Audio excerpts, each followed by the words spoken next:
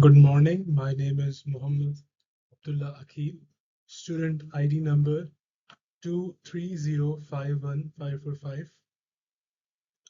This presentation provides legal advice to Harim on her rights and remedies against Rivaj UK following the delivery of non-conforming goods. Our analysis is situated within the framework of a business-to-business contract governed primarily by the Sale of Goods Act 1979. We will systematically assess the three separate transactions to determine whether fundamental implied conditions have been breached.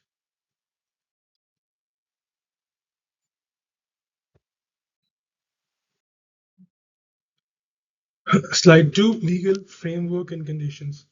As this is a business-to-business transaction, the implied terms we examine under the SGA 1979 are considered conditions, a serious breach of which justifies termination.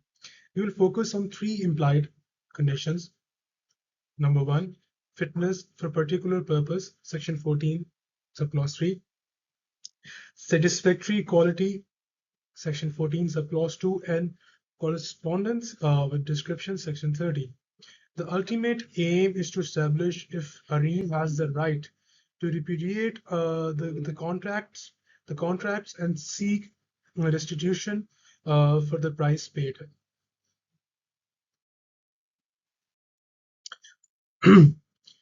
The first set of codes involves a clear violation of section 14.3 of SGA 1979, which is fitness for particular purpose.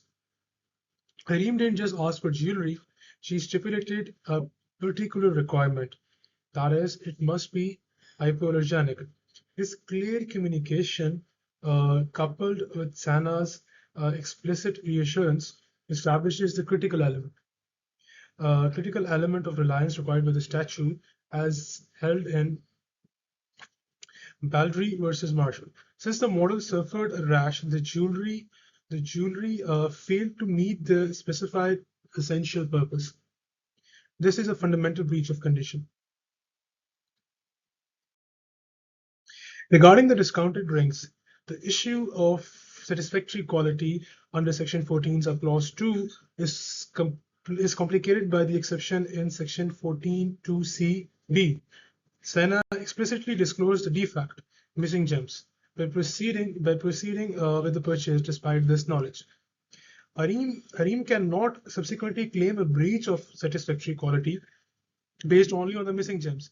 The implied term does not cover a specifically disclosed flaw. Therefore, a straightforward quality claim for the missing gems is unlikely to succeed. Any claim would need to focus on a defect beyond the missing gems or a breach of quantity description delivered.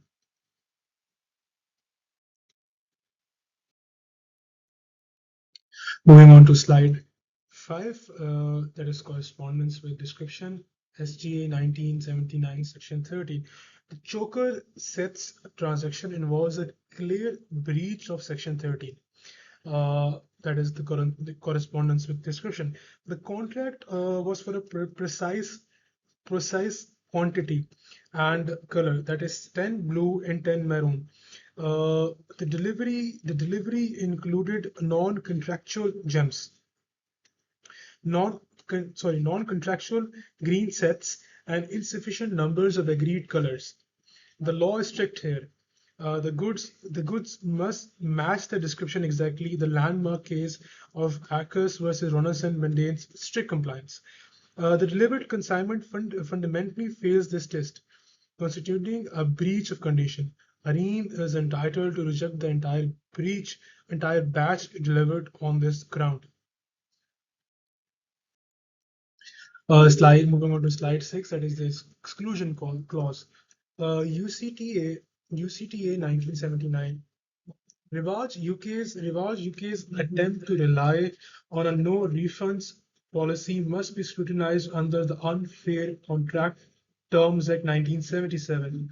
Section 6 Subclause 3 allows exclusion clauses in business-to-business sales, but crucially, only if they satisfy the test of reasonableness under Section 11. Considering the gravity of the breaches, a total failure of the stated purpose and non-delivery of the correct product, a blanket clause attempting to exclude all liability is highly unlikely to be deemed reasonable. Therefore, Harim can safely disregard the clause.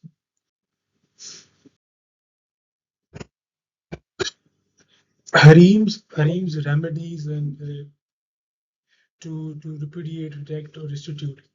Due to the breaches of condition, Harim is entitled to the pre-commercial remedy, that is the right to repudiate the contracts for the hypoallergenic set and the choker sets. She must notify Rivaj UK that she is rejecting the goods, a crucial step to avoid implied acceptance under Section 35.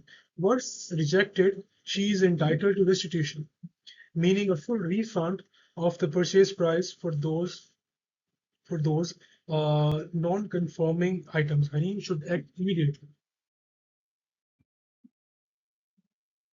Secondary remedies claiming consequential damages. Beyond the refund, Harim is entitled to consequential damages under the principles of contract law, as codified in the SCA 1979. Critically, Harim informed Sena about the fashion show, applying the rule from Hadley versus Paxson. Losses flowing from the failure to meet the fashion show deadline, such as the expense of procuring last-minute replacement titanium jewelry, was reasonably contemplated by both parties. Harim should quantify these losses.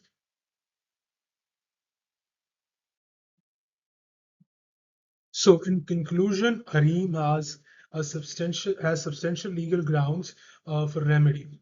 The contracts for the hypoallergenic set and the choker sets were both subject to the breaches of condition, affording her the right to reject and claim a full refund. The seller's no refund policy is highly unlikely to be enforceable under UCTA 1977. My final advice for Harim to proceed with a formal notice of rejection and to pursue a claim for both restitution and consequential damages against Rival UK. Thank you.